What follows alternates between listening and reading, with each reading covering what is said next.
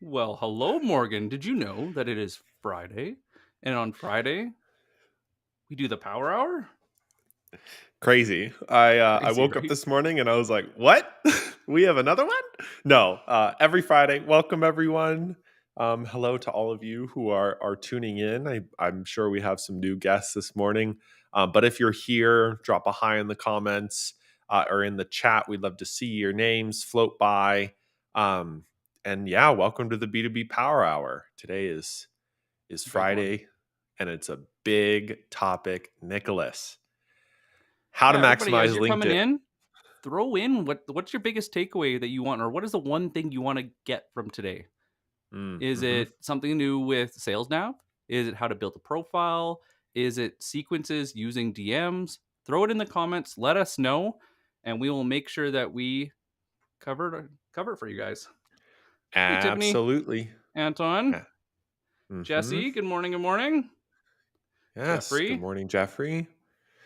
Alexander. And so many others. Welcome welcome everyone. All right, Nick.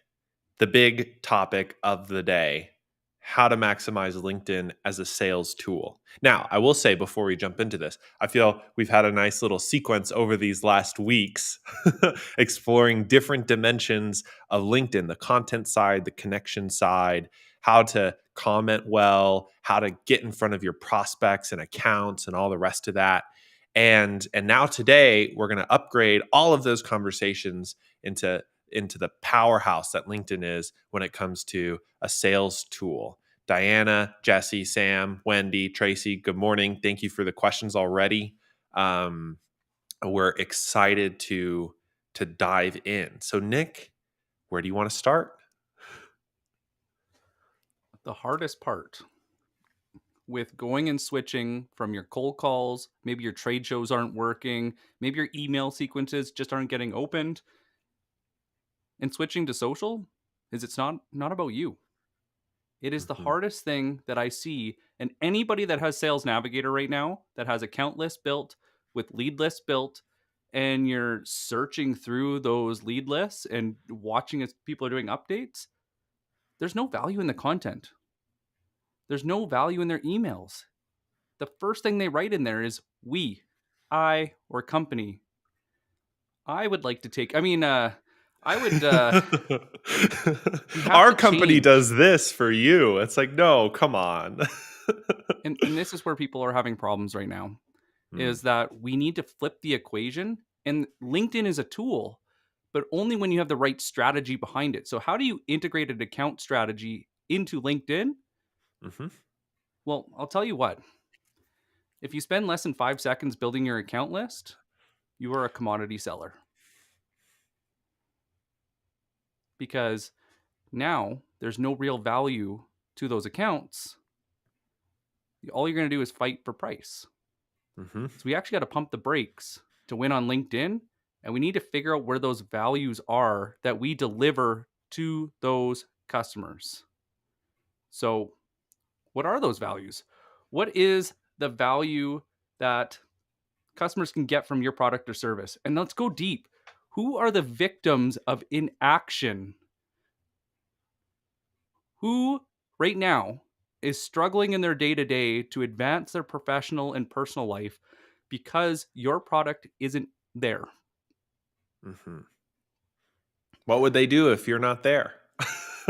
People, this is so funny, Nick. We were just talking about this the other day, and even in the green room this morning. Like I- we make this assumption, and as a marketer, I've made this assumption before that people need what we have to offer because it solves their problem, right? Well, if that was true, they would have already bought. So maybe they're not aware of it, or they're living life without it right now, and they're fine generally. There's very few people who are really, oh my god, I really need to solve this. That's a small percentage of the market at any time. So presuming that, yeah, they need what you have to offer isn't necessarily true. You have to figure out, well, what are they doing? What are they doing right now? We also got to quantify that value for them. This is a hard part about sales too, is that when we go and focus too much on useless personalization and lack of relevance, is that we're waiting for those customers to do the work for us and actually quantify that value in their business. What is that lost opportunity? What are they missing out on? Where is that friction in their workflow? How does cybersecurity affect them going forward? What is that potential loss? What could happen? Where is the gain? What are they more motivated by? Look at their executive team. What is the makeup of their executive team? What is their background? Are they sales? Are they finance? Are they marketing? HR? Legal? You have to dive in. With public companies, you can actually go into their investment reports and read and get a Hmm. really good idea of what they base things on. I showed Morgan this the other day, which is funny because I realized I had never showed him. But you have to quantify the value for them and share that formula when you reach out. And when you build your entire profile based on that, it makes things a lot easier. Right now, it'd probably be hard to know what I do because I haven't upgraded my profile. I haven't given it a facelift since I've made some major changes.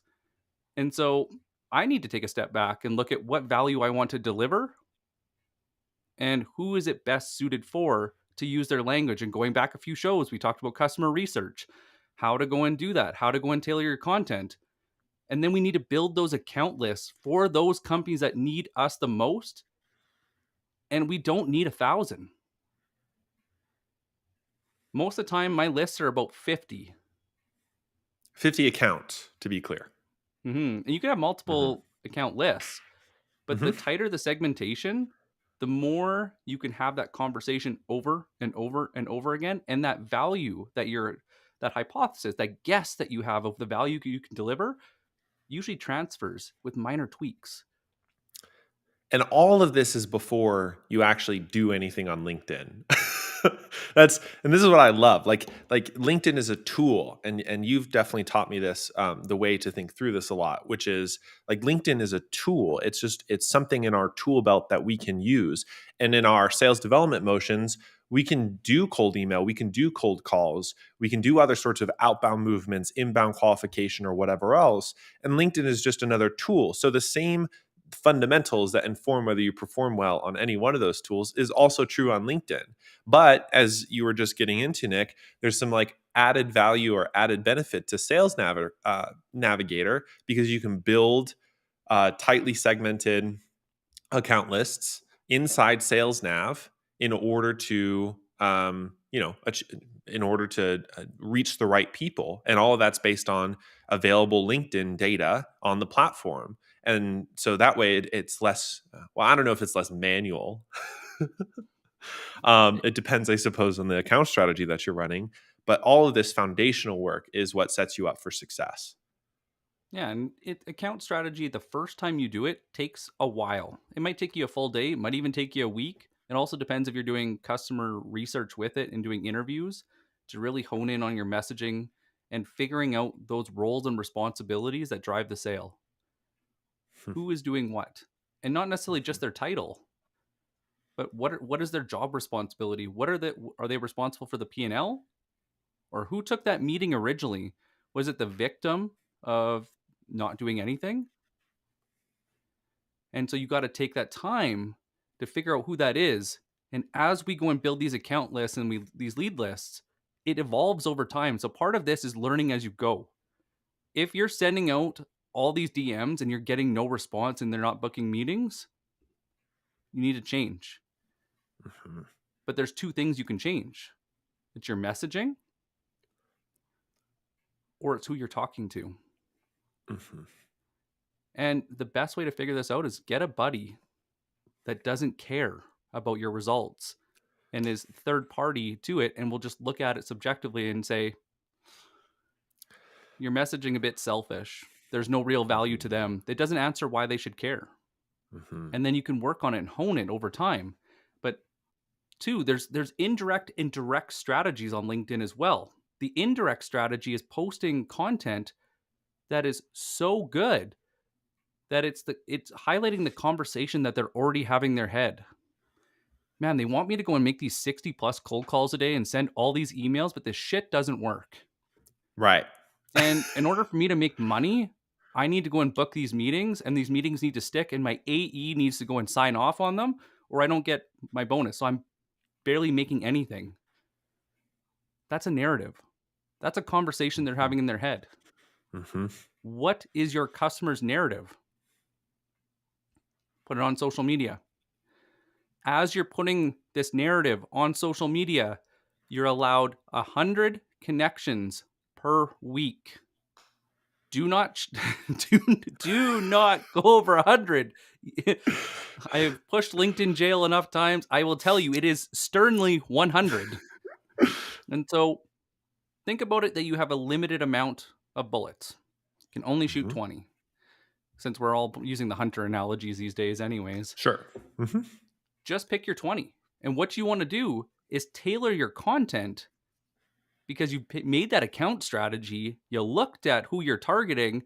You figured out that narrative for those people you're connecting with, and you're posting that. So as you're connecting, even a blank connection request, especially if they're just a secondary connection, they're going to read. Mhm. They'll look at your tagline, they'll look at your banner, profile picture, maybe your about section. Sometimes you're featured. It's kind of more of an earned right over time, Yeah. but they always look at your activity to see if you're posting.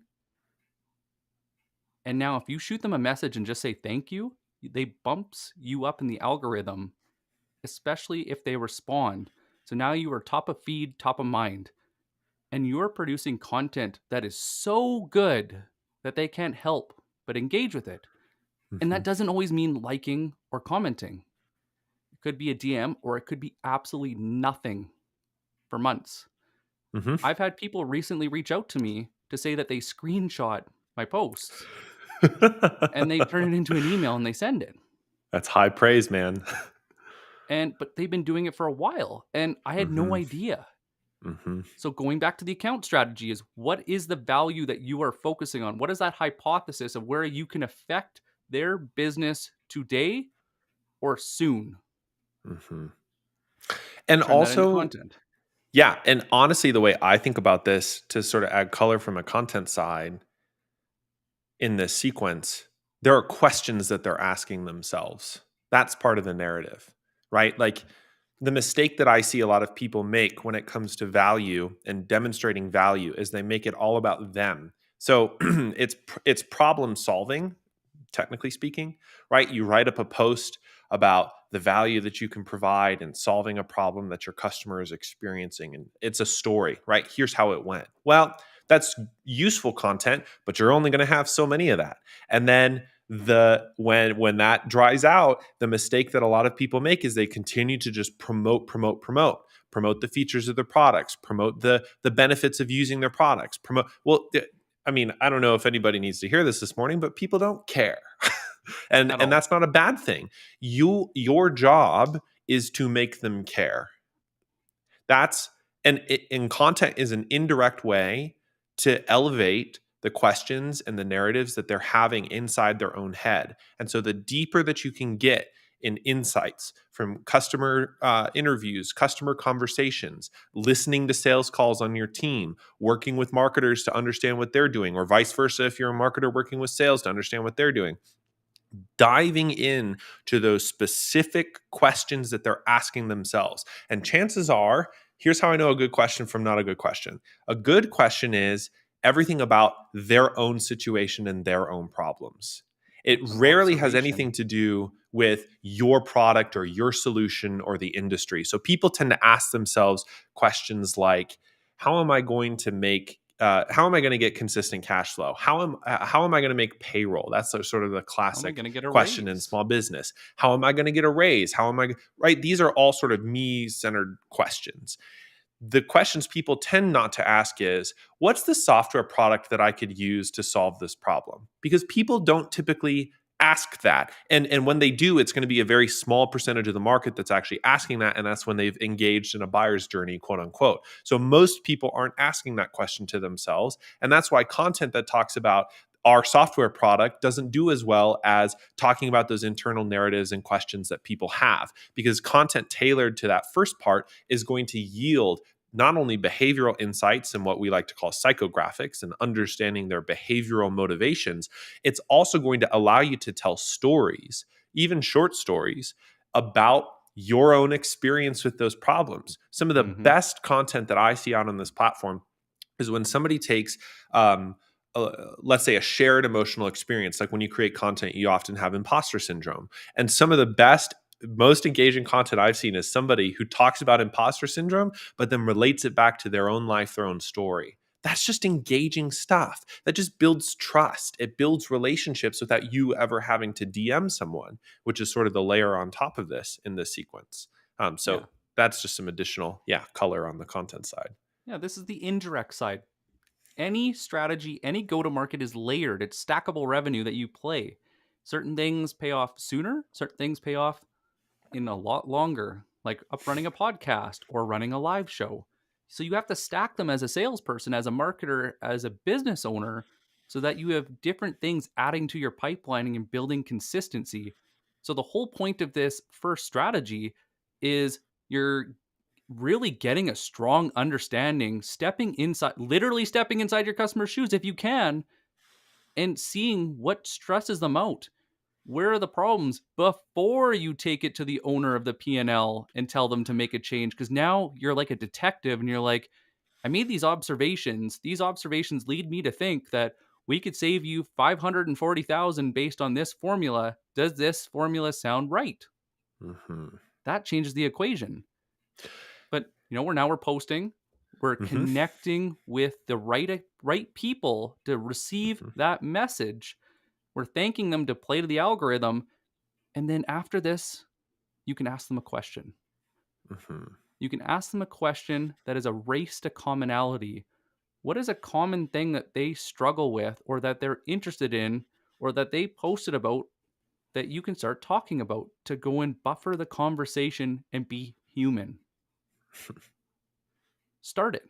It also bumps you back up in the feed, and it earns trust to get them commenting, which then boosts the algorithm to get you seen by more people just like them, because people like us say things like this, and we're crowd animals. Like we group together. And Hmm. so commenting then magnifies this content and connection strategy, and it's all fueled by putting the right people in your audience and getting Hmm. to those super users of LinkedIn that want to go and chime in through comments. Do you have some like favorite examples of questions that you're asking in DMs to people after you've connected with them and thanked them for connecting? I mean, I know some of it is tailored, like, are you going after VPs versus not VPs? But do you have some favorites, Nick? Yeah, I keep it really simple. Like an SDR Hmm. will connect with me and I'm like, hey, thanks for connecting. And they'll, you're welcome. It was, appreciate connecting with you. How's everything going? Hmm. Do you find that LinkedIn is a useful tool? Hmm. Or have you noticed that your cold calls aren't quite landing the way you would like? Just start a conversation, or I'll see something on their profile. The one thing that I got from Josh Braun that I love is he said, tell them what inspires you about them. I've been playing. Oh, my phone is being a jerk. But I was using the native app, LinkedIn app, and sending a video so it's natively in the chat. And I would tell them Hmm. what inspires me about them. Hmm. I Hmm. didn't force it. It's first thing that came to my mind. What is something I really respect about them? And I threw it in there. Hmm. And holy man, did it just open the floodgates to really good conversation and introductions and different topics that is just considered going. Hmm. I feel like we have, just to sort of summarize this early term, what just to package it up. You're building an account list, max 50 within that account list. You can create a lead list out of those account lists shared by roles or the stakeholders that you want to go after. And then you're running up to 20 connections per day, sometimes blank, sometimes personalized requests, depending upon what would matter most. And then you would have, um, uh, and then you have the uh, co- uh, conversations after you connect with them. Sorry, I guess I blanked on the word conversations. Oh, you've been dipping too much into sales and forgetting what those are? Just teasing. Oh gosh, man, that's so bad. But um, uh, now we got to shift yeah. gears. Hmm. Now you've gone from indirect. You have something working in the background.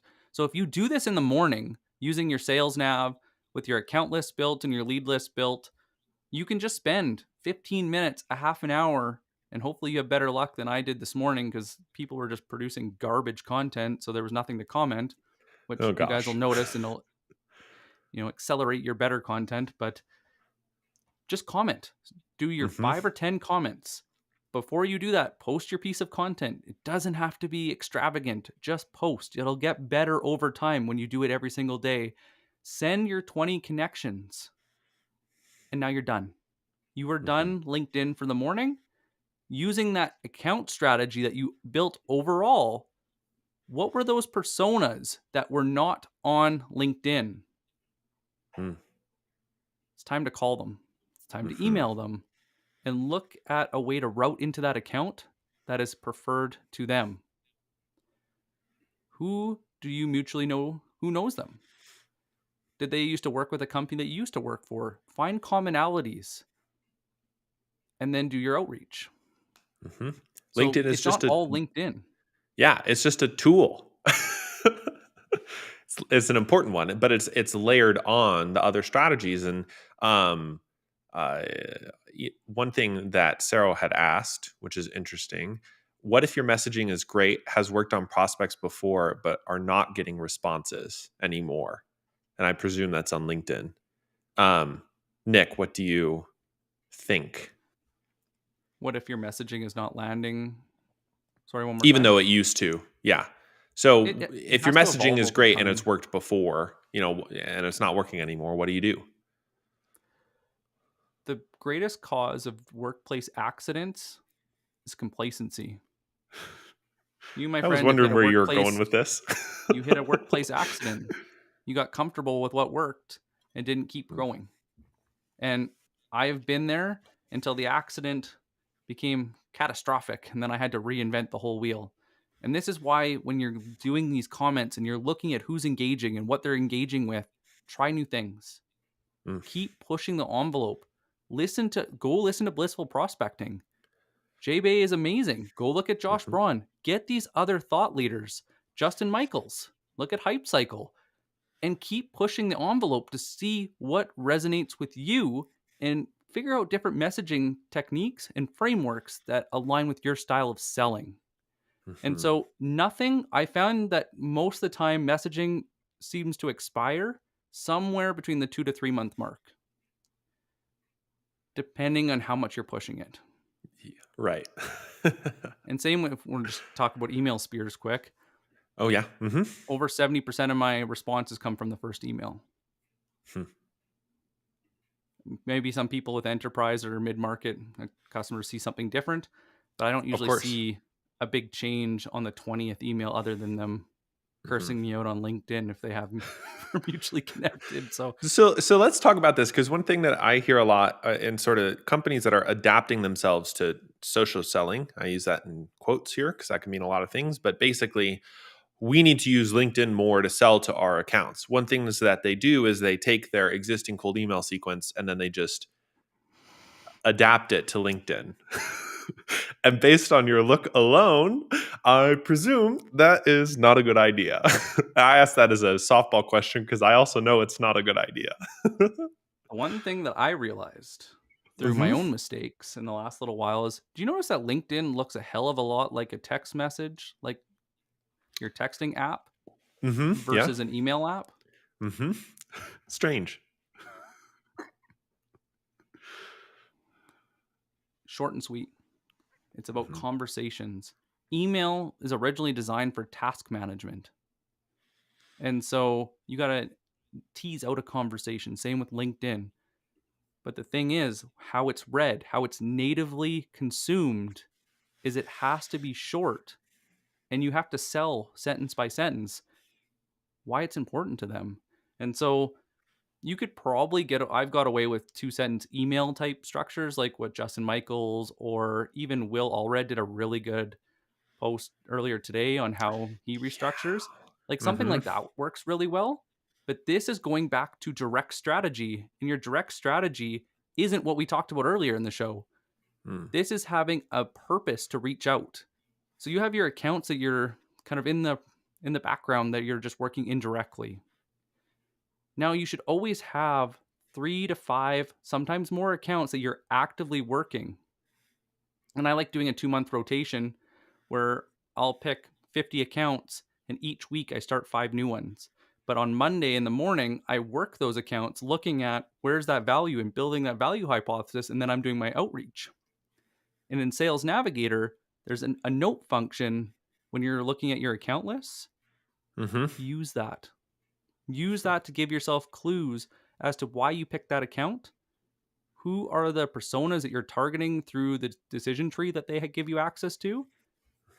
And decide, are you going to go for the middle and go for the manager that's struggling? Are you going to go for the owner of the P&L right away because you have enough information from past work that would be very interesting to them and it's super relevant? Or are you going for the ultimate victim that is struggling day to day, and map that out? And I've even seen people go as far as do a conversational flow, like a doctor's treatment list, where they're like, Oh, like yeah, decision making tree, where it's like, interesting. what are the observations that lead us to working together? Hey, are Hmm. you noticing that your cold calls just aren't going as well as they used to, and you're not talking to as many people, and when you are, they're not interested? Hmm. Have you noticed that your emails aren't getting opened and they're not getting replied? Hmm, maybe it's time to look at social selling. Oh, LinkedIn's not working for you. What is your let's dive into that. Maybe we can go and book a strategy session to go look at LinkedIn. But you need to have a matrix of Mhm. observations. No doctor, think about this. Doctors are governed by a professional body that if they took your diagnosis because you went and read it on the internet and said, "Hey doctor, this is what I have. I need this prescription. Give it to me now," they'd get fired and fined. Yeah. So why is that okay in sales? In complex Mm. sales, they don't make these decisions all day. And what we do is part of change management. And so we need to guide them through this process and do it as a professional. A Mhm. professional wouldn't recommend you getting open heart surgery because you want to be bionic. Right. No, you should go and buy this open heart surgery. It'll make you last forever. You don't know, you don't really need it right now, but I want to go and hit quota. So, like, you should buy it.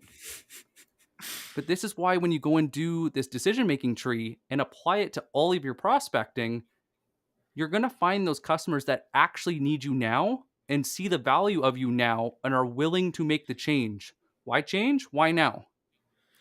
Because trying And to go and push somebody to do something they don't want to do is like mm-mm. telling your significant other to calm down when they freak out. That goes well all the Yeah, time. all Oh, the time. I want to tie this into because this is a great time to ask. Tracy had asked at the very beginning. One of the takeaways that she wanted was, "What is the best way to ask for the meeting over LinkedIn?" And I want to be a soundboard to what you just said, which is not every person you connect with is a good fit for a meeting. Yeah. And that's because maybe they're not ready. Maybe you haven't seen the right observations. Maybe the conversation hasn't gone anywhere. Maybe they're the right stakeholder, but it's the wrong time. There's all of these, the same sorts of dimensions that drive sales on other platforms also drive sales on LinkedIn. But let's say you have this, it's the right sort of observation, it's the right sort of approach. What is the best way to ask for the meeting over LinkedIn? What are the ways that you like to direct people off platform? Because that's sort of the terminology that gets thrown around. I state an observation, and you can do what Justin Michaels does: state your observation with an impact statement, add social proof, Hmm. interested. Hmm. You don't ask for the meeting right away. Just if they're interested. You don't walk up to a beautiful person on the side of the street and say, "Let's go for dinner." Right. Maybe it'll work every once in a while, but you need to have a conversation to see if there's somebody you want to meet with, if you want to go on a date with, if you want to take to dinner and talk for a while. Mm-hmm. It doesn't need to be weeks, it doesn't need to be months. It could be simply 2 or 3 messages. Tracy, what are those 5 to 10 things that customers need to know before they work with you? Think about the mindset. Do they care about their customers because they're really high value and that making an awkward, ugly process to verify who you are isn't acceptable? How does that come out in conversation? What does that look like on a profile? And you got to reverse engineer the values that you keep for your company and put them into those individual people and how they act. The psychographics. You can't see psychographics looking through a window. Mm-mm. You have to interact with them for them to be observed. And so you got to figure out what those 2 or 3 things, those 1 or 2 conversation sequences that you're going to have before. It sounds like this would be something that's would be good for a meeting. Or, maybe you saw a post and they said that, I just used this the other day, that their Mm. puppy is misbehaving and it's, causing havoc. You could send them a DM, be like, one of my friends has the best behaved puppy. And they said that I went and asked them, they said this was the book that changed everything for them. Good luck. Value deposit. And Yeah. they'll come back and you'll start a conversation using those parameters. And the meeting naturally comes up. I've joked, I call it vampire sales. I don't know if I've told you this one, Morgan. It's been something I've been playing with this week. So by folklore, vampires can't come into your house unless they're invited. Mm. Don't pitch unless you're invited. Mm-hmm. Just talk about the conversation. They say a problem, don't jump on it. Like, once again, like your significant other, if they say, hey, work was frustrating today, like so and so didn't do this, I'm like, cool, did you tell them and how stupid they are and go and fix that? That doesn't work. No. You can't pounce on it and tell them that they're not making a smart decision. How can you ease into that conversation where you've piqued their interest, they know that you can offer value and they can trust you, and that a meeting is a no-brainer. Do you think that this is why social selling out on LinkedIn is different than other tools and techniques? It's slower and it's It's more yeah. trust and relationship based. And Mm-hmm. so I can cold call you out of the blue, and because Mm-hmm. it's asynchronous conversation, it happens faster. Mm. I can prove my value faster. I can show relevance faster. But social selling, people don't go on LinkedIn to get sold.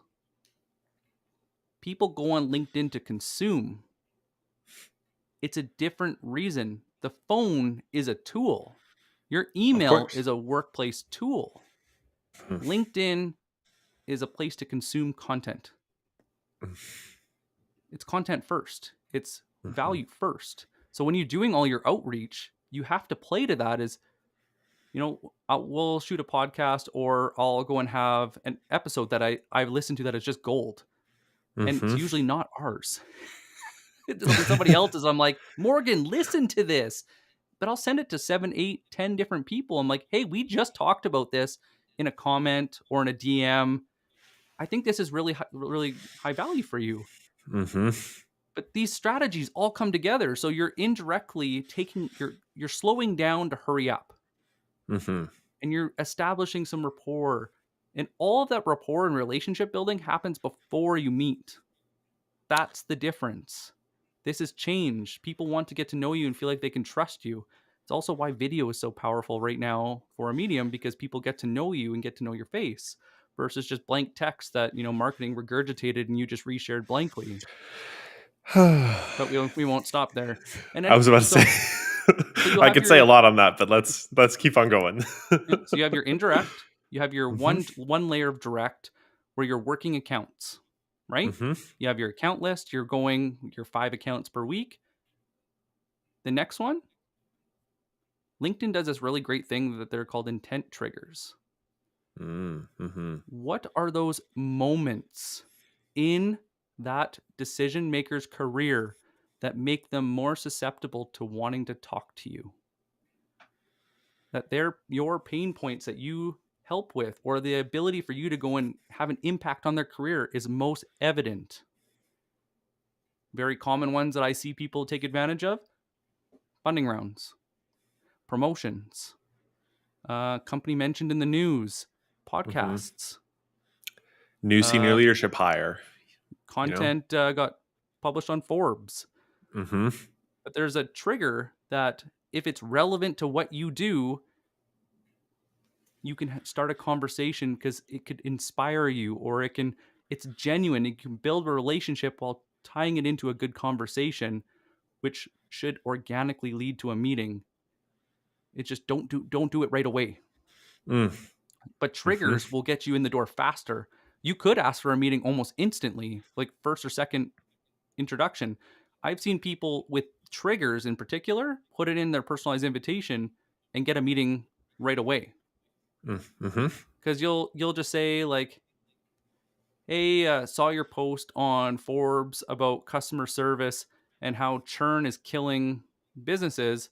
Would love to look at how our company helped Acme increase retention by 17%, which increased their profit that year by X. Thoughts?" Hmm. So all you're doing is showing, are you interested? Are you open to this? And then they'll usually ask for the meeting. But And when then you if come they're not, across as they're not. I pushy, mean, that's well, the best part. but you got to think about it. Anytime somebody removes your ability to make a decision, what do? Hmm. You want to do it more. Hey, Yeah. Morgan, you are not allowed to use your professional mic on our shows anymore. Why? Well, yeah, why? Oh, of course, I'm going to use it every single meeting now because you told me Yeah. not to. Like as a kid, how many times do you get Hmm. told not to run? Or when we remove the ability to make a decision, we rebel and it doesn't go anywhere. When you force a meeting, you're removing their ability to go and say, "Am I interested in this?" Mm-hmm. So you're missing the psychology that drives people to want to meet with you. Play to that psychology first. The second response will either be them or you booking the meeting.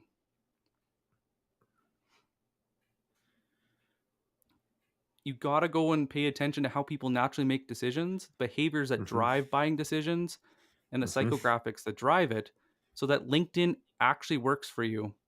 And just so you guys Hmm. know, I don't know why, but our chat's broken. So unless Morgan's actually going I've on pulled it up and LinkedIn, I'm still looking at stuff. So hi okay, everyone. We're just not going to be able to pull it up on screen.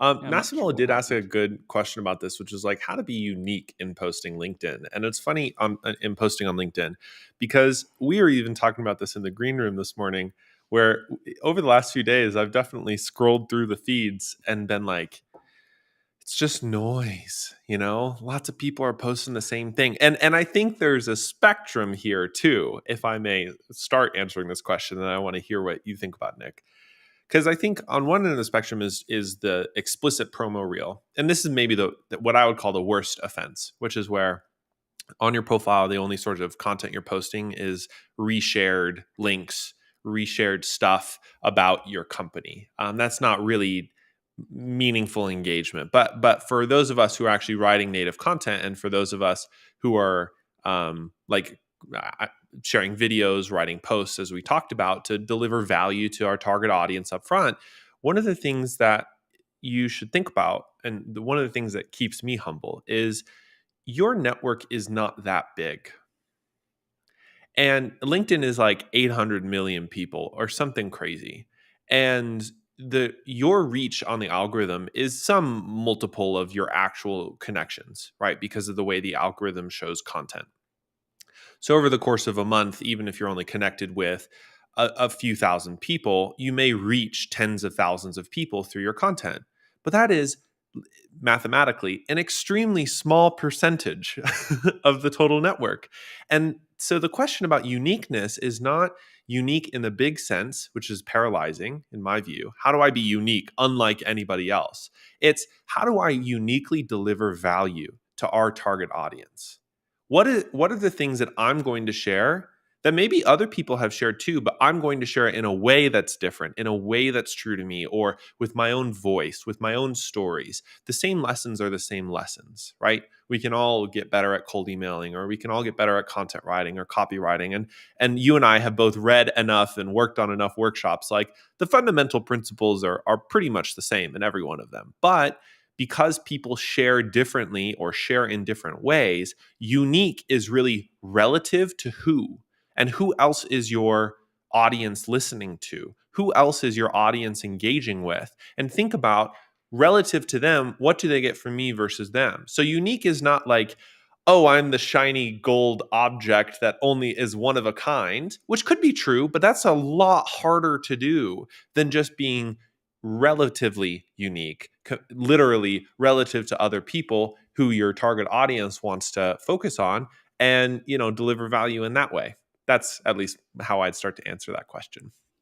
It's funny. I was thinking this morning as I was going through the feed and I'm looking at like, our company just won an award. Look how amazing we are. And I'm like, from forgetting Sarah Marshall, I'm Oh, Elvis yes. Snow. Bullshit, bullshit, bullshit, bullshit, bullshit. People Oh, tune that out really man. fast because nobody cares. Mhm. Mhm. And step into their shoes. If you want to be unique, show them that you know them better than anyone else and have a conversation through a post. You'll stand out. You want to go and try something Mhm. new? Do low quality video on your phone that shows that you're just shooting it just for them. Talk to them through the screen. Hey, Morgan, I know that since you've switched from being a marketer to sales, you have a lot of questions. And I'm here to answer them for you. That could be your intro. Yeah, man. But talk to someone through the screen. Pretend like there's someone behind. I can't remember the guy that when he did his investor reports, Berkshire Hathaway, Warren uh, Buffett. Warren Buffett. He always Mhm. talked to his belated wife. Yep. Every time he wrote any of those, he was always doing it through the lens of appeasing her. Mhm. So every time you write a piece, shift it from you. Mhm. Instead of saying, do I like this? Will they like this? Mhm. Before you send that message, would I say this to my best friend? Have I done the detective work to show that there's value in this conversation? Or should I do a little bit more? Mhm. You know, Mhm. am I being the doctor and asking for observations, or am I telling them what to think? You Mhm. got to flip the script and make it more conversational and relationship driven. And that's how you win on social. And by layering these different pieces, you win. I figured out a new trick recently with Okay. it's hard with LinkedIn not being an inbox and looking like email Yep. because you can't do task management, which is kind of a pain. You can write notes, but what I started to do is I have my account lists and my lead lists, and one of my lead lists is prospects. Mm. What's the difference between a prospect and a suspect?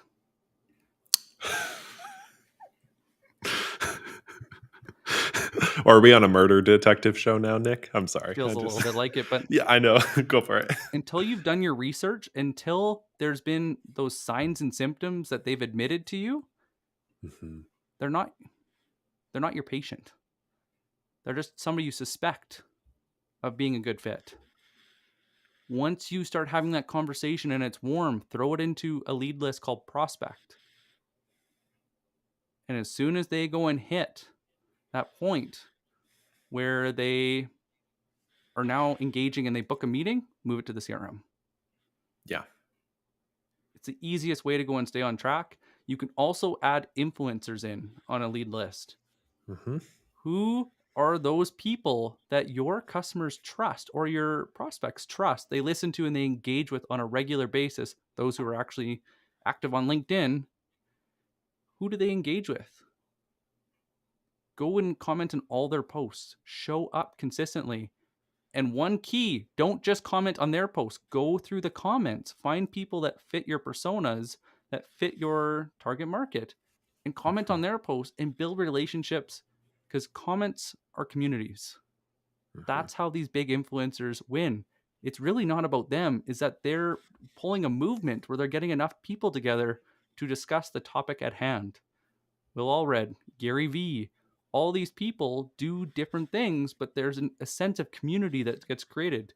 Refine Labs and the whole team all have different personalities with different conversations that they discuss. Mhm. Be that community that is safe for them to jump in and have conversations, but trust by association by commenting on those influencers that have really high engagement. Justin Welsh pushes this all the time. If you listen to All the time. Yeah. look at all of his posts, he's like, hey, be the first to post on my stuff. You're gonna get 100,000 views on your profile. Not quite, but like you'll get like Well, a couple but thousand, yeah, and you got 160,000 followers or more. it's crazy. Yeah. So it I don't want to. Oh strategy. yeah, finish your thought, but I didn't want to lose this thread. Jesse had asked at the very beginning as sort of a takeaway for today, and you had briefly mentioned this was any tips for using HubSpot and LinkedIn together. So I think broadly, how do you integrate your CRM into this? And what you had just brought up, which is really interesting, is a lot of LinkedIn is sort of a sea of prospects in many ways, and until you're able, and confirm me, if I'm wrong, let me know. Until you're able to really book the meeting off of LinkedIn, which in many ways is sort of like a first touch call conversation, anyways, they don't enter your CRM. No, but what where Jesse has a different system. They're the size of the Mm. company. I'm making some assumptions here, Jesse, and I can't see if you respond because the chat is broken and I don't know Well, what I did. I'll let So him I'm know. sorry I'll in let him know. advance. But he probably has either Teams or Enterprise Edition Sales Navigator, which actually Mm. opens up you can crowdsource prospecting.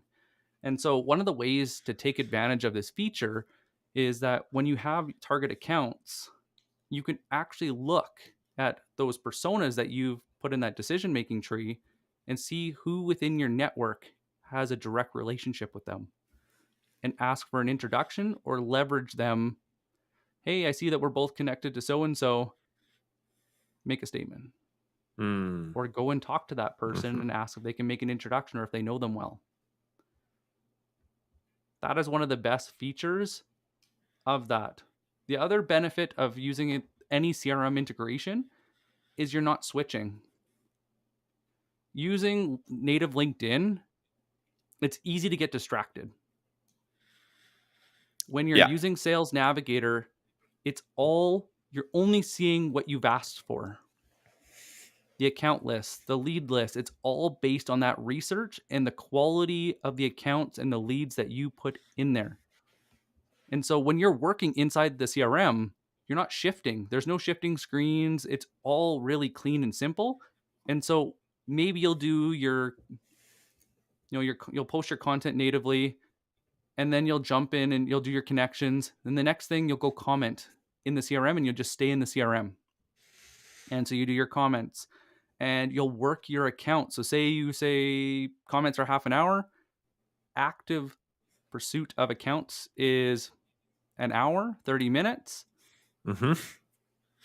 You just go. Hmm.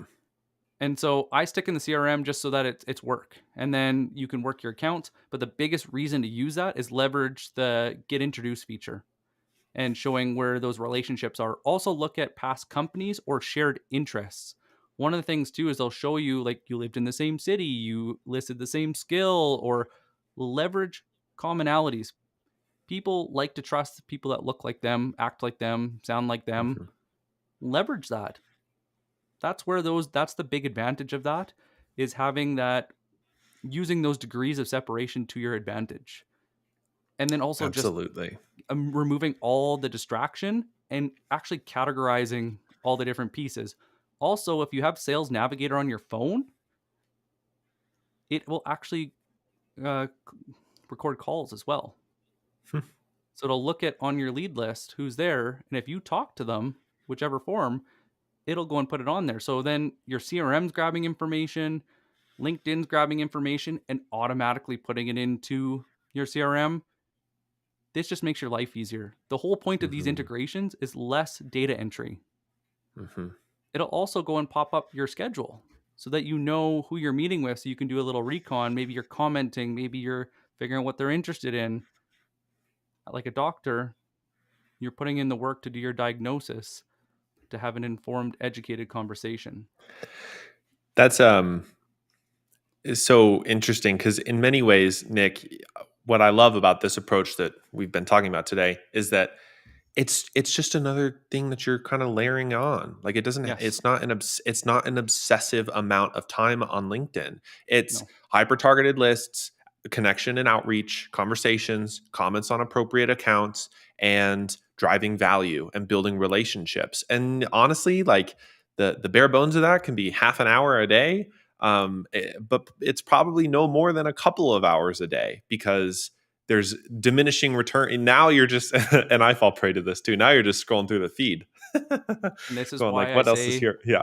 work Sales Nav and not Yep. LinkedIn. LinkedIn is for my Hmm. personal time. Sales Hmm. Navigator's for work. So, and I want to just kind of bring it back to those two more points that I think are super critical. Okay. One, why are one of your lead lists not your existing customers? Hmm. They're posting. Have you one of your Hmm. account lists be customers? LinkedIn also allows you when you go into settings to go and set up your target personas, which it'll make recommendations. Keep adding your companies in there that you've sold to, add the personas that you interacted with in that process. Use that to go and keep tweaking Sales Navigator to make informed recommendations for you. And so this is using the AI that runs behind everything to your advantage. Hmm. I love that. And the other one is break up your LinkedIn use. Think of it like an investment. Some investments you'll wait 10, 20, a lifetime to collect on. Other ones you'll wait a couple months. LinkedIn content and comments and connections, let it simmer for a couple hours. Come back at the end of the day and respond. Thank people that connected with you and drive that conversation forward. So you're touching on it twice. Also, funny side thought, people don't like people that are clingy Mm. or they feel like, especially when you're in that survival mode and like they're trying to keep you on the phone, but you're the first person to get off the phone. And they're like, wow, like they're a professional. Like they did what they did and then they left. Like I didn't have to force them away. It breaks up that conversation to show that you're a professional and that you're making strategic investments Mm. structured throughout the day so that those comments keep growing and your post keeps moving and more people keep adding to it. At the end of the day, you can cherry pick the best ones to go and respond to, or else it'll be so overwhelming to respond to all those DMs and comments because it just keeps going and going and going. Hmm. In the meantime, if you have Sales Navigator, there's an autoresponder. And so when they How send you a fun. DM, you can actually go and put in something where it automatically replies back and says, "Hey, I don't respond to messages between this time. In the meantime, check out my website, check out our podcast, Hmm. and you can redirect them to a value add, but be respectful of their time so that they know that you Hmm. didn't forget about them." Hmm. But the whole thing is you got to treat it like a chess match. And you're not, So, shooting from the hip, knee yeah. jerk and working it so that when you're calling, you're strategically choosing to pick up the phone because there's an advantage to making that call versus LinkedIn, email, video, or anything else. That when you use Mm. email, maybe you realize that it's better secondary or it's the third point. You have to decide, build a strategy, and test it over and over and over to see if this process is a well-oiled machine or if you're just efficiently doing something that's not effective. And that's when you need to make a change. So, before our time expires today, I do want to talk about the elephant in the room, which we haven't discussed, is your personal profile. Because we talked a lot about like how to use the platform and some of the nitty gritty on Sales Nav. And if obviously any of you want more of that, I know we are more than happy to answer those in our DMs or on Monday night calls that we've been doing. So, Or a lunch and but learn. let's, or yeah, or lunch and learns or whatever. But uh, let's talk about the profile.